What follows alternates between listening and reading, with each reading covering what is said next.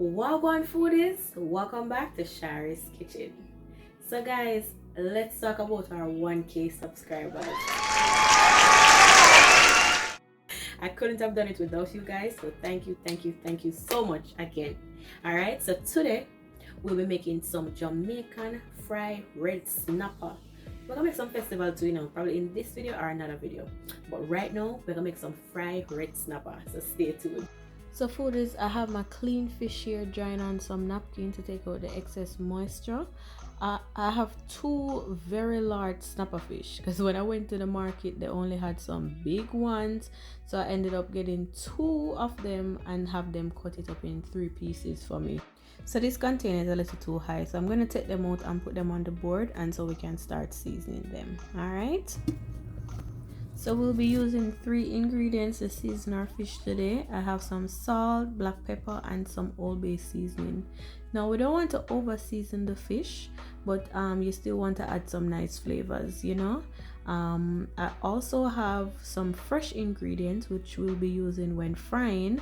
I have a hot pepper, some thyme, and a few cloves of garlic, so we'll use that later, but this is what we'll actually use to rub on to the fish. All right, so you don't want to put too much seasoning on the outside because the seasoning will burn in the oil and then your fish name will look a little on the darker side.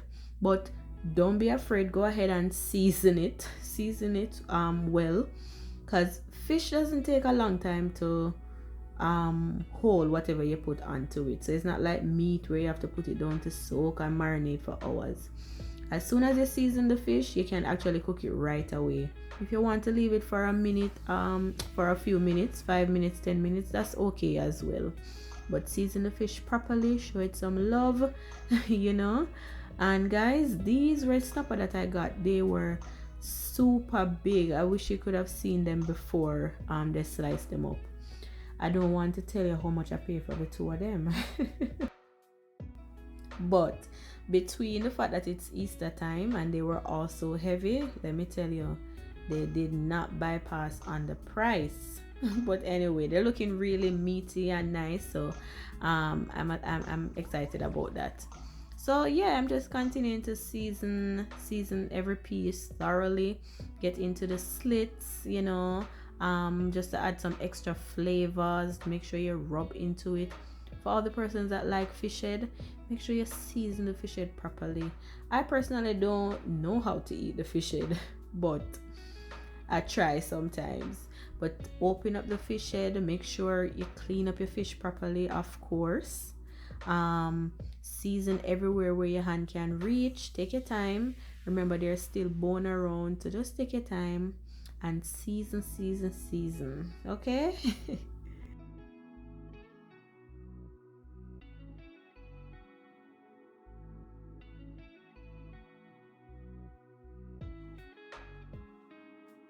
So my Dutch pot is hot, so I'm adding some oil. No, I'm not deep frying them. I'll be frying them on 2 sides. So I just have a little over maybe 1 inch of oil, just to cover the bottom nicely. And I also added the fresh ingredients that I showed you earlier.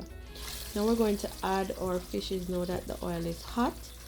And the reason for the fresh ingredients that I have is just to add extra flavor, because we're all about flavor. All right.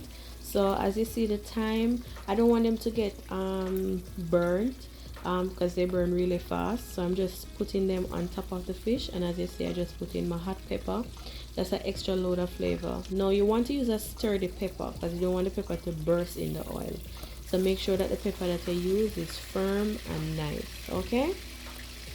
Next thing you may want to ask is, how long should I keep the fish on each side? Well, this is really depending on the size of the fish that you're frying. So if you notice, I have a tail which is way fatter than this middle piece that I have. So I ended up turning the middle piece around 7 to 8 minutes, and then the tail, which is way thicker, around 10 minutes. So depending on the size fish that you're working with, you just want to turn them once they have a nice and golden color. Also, if they're sticking, don't take them up because you're going to tear the fish apart. Just wait until they're fried and then just easily take up like that. All right.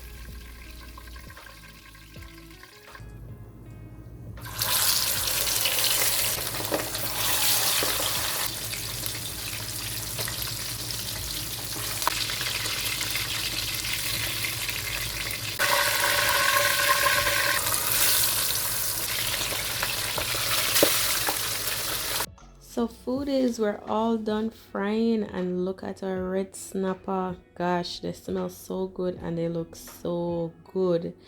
So I decided to make a little fresh Escoveitch pickle, and I'm just going to put it on top here. You can check out my previous video and you'll see how I make my Jamaican Escoveitch pickle. I'll also put a link at the top so you can go ahead and watch it. All right, guys, when I tell no lie, the fish look nicey. Everything smells so good and looks so good. Now I'm going to pour some of that vinegar mixture over it, and I'm telling you, for all the Jamaicans or persons who have visit Jamaica and go to Elsha, this is Elsha right here.